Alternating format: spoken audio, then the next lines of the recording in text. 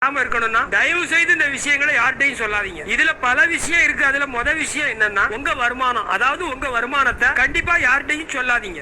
நான் மாசத்துக்கே வெறும் 15,000 ரூபாய் தான் சம்பாதிக்கேன், இத போய் நான் எவங்கிட்டயாவது சொல்லி அவன் என் வீட்டுல வந்து கொள்ளையா அடிச்சுட்டு போயிட போறான் அப்படின்னு மட்டும் நினைக்காதீங்க. ஏன்னா இது குறையா சம்பாதிக்கிறது அதிகமா சம்பாதிக்கிறதுக்கான பிரச்சனை கிடையாது. நீங்க மாசம் 5,000 ரூபாய் சம்பாதிச்சாலும் சரி, 5 லட்சம் ரூபாய் சம்பாதிச்சாலும் சரி, தயவு செய்து எவ்வளவுன்னு மட்டும் யார்கிட்டையும் சொல்லாதீங்க. ஏன்னா இப்ப உதாரணத்துக்கு நீங்க மாசம் 15,000 ரூபாய் தான் சம்பாதிக்க வச்சுக்கிடுங்க. நீங்க சம்பாதிக்கிறது 15,000 தான் ஊர்ல எல்லாருக்கும் தெரியுதுன்னு வச்சுக்கிடுங்க. வாழ்க்கையில எல்லாருக்கும் பிரச்சனை வர மாதிரி திடீர்னு உங்களுக்கு ஒரு பிரச்சனை வருதுன்னு வச்சுக்கிடுங்க. உங்களுக்கு எதிராக பிரச்சனை பண்ணதவங்க கிட்ட ஊர்ல இருக்கிற 4 பேர் என்ன சொல்லுவாங்க தெரியுமா?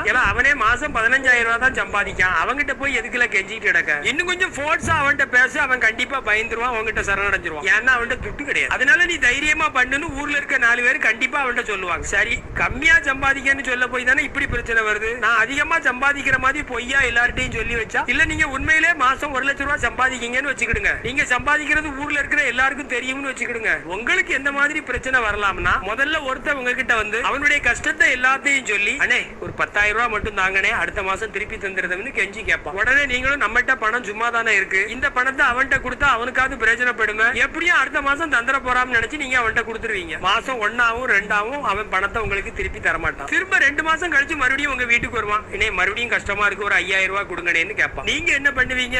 ஏற்கனவே 10,000 ரூபாய் கொடுத்தோம், அதுக்கே இன்னும் விட தெரியல, திரும்ப 5,000 ரூபாய் கொடுத்தா இவன் எப்படி தர போறான் அப்படின்னு நினைச்சு நீங்க இல்லன்னு சொல்லிடுவீங்க. இப்ப உங்ககிட்ட 10,000 ரூபாய் கடன் வாங்கினவன் 4 டீ கடையில உட்கார்ந்துகிட்டு என்ன பேசுவான் தெரியுமா? மாப்ள, அந்த பார்ட்டி மாசம் 1 லட்சம் ரூபாய் சம்பாதிக்கணும் ஊருக்குள்ள சொல்லிக்கிட்டு அலைதானே, அவன் பணம் எப்படி சம்பாதிக்கான்னு உங்களுக்கு தெரியுமா? எல்லாம் அப்படித்தான் சம்பாதிக்கான் அப்படின்னு ஊருக்குள்ள உங்களை பற்றி எவ்வளவு இழிவா பேச முடியுமோ பேசி பொருளியை கிளப்பி விட்டுருவாங்க. இதற்கான சிறந்த தீர்வு என்னன்னா, நீங்க எவ்வளவு சம்பாதிக்கிறீங்க அப்படிங்கறத உங்க குடும்பத்துக்கு மட்டும் சொல்லிட்டு மற்றவங்களுக்கு சொல்லாம இருந்தாலே போதும், பல பிரச்சனைகளை தவிர்க்கலாம். அடுத்ததா உங்க குடும்ப பிரச்சனையை கண்டிப்பா யார்கிட்டையும் பகிராதீங்க. இந்த மாதிரி குடும்ப பிரச்சனையை மத்தவங்கிட்ட பகிர்ந்ததுனால பல குடும்பங்கள் நாசமா போயிருக்கு. இப்ப உதாரணத்துக்கு உங்க அப்பாவுக்கும் உங்களுக்கு, அல்லது உங்க தங்கச்சிக்கும் உங்களுக்கும், அல்லது உங்க அண்ணனுக்கும் உங்களுக்கும் ஏதாவது ஒரு பிரச்சனை நடந்ததுன்னு வச்சுக்கிடுங்க. நீங்க யதார்த்தமா உங்க கஷ்டத்தை பகிர்றதா நினைச்சு உங்க குடும்பத்துக்கு சம்பந்தப்படாத 3வது நபர்கிட்ட உங்க பிரச்சனையை சொல்லிருப்பீங்க. அந்த நபர் உங்க பிரச்சனையை இன்னொருத்தர்கிட்ட சொல்லுவாரு, அவர் இன்னொருத்தர்கிட்ட சொல்லுவாரு, அப்படியே எல்லாருக்கும் தெரிஞ்சிடும். இப்ப கொஞ்சம் வருஷம் கழிச்சு உங்க அப்பா கூட இருந்த பிரச்சனையோ, உங்க அண்ணன் கூட இருந்த பிரச்சனையோ, உங்க தங்கச்சி கூட இருந்த பிரச்சனையோ சரியா போயிருக்கு. ஏன்னா ஒரே ரத்தனாலே பிரச்சனை வரும், கொஞ்ச நாளையில அந்த பிரச்சனையும் சரியாயிரும். இதுதான் உலக வழக்கு. அதே மாதிரி உங்க குடும்பத்தில் இருக்கிற பிரச்சனையும் சரியாயிட்டுன்னு வச்சுக்கிடுங்க. இப்ப ஏதோ ஒரு ஃபங்க்ஷன் வீட்டுக்கு உங்க தங்கச்சி போறாங்கன்னு வச்சுக்கிடுங்க, அங்க உங்க தங்கச்சிய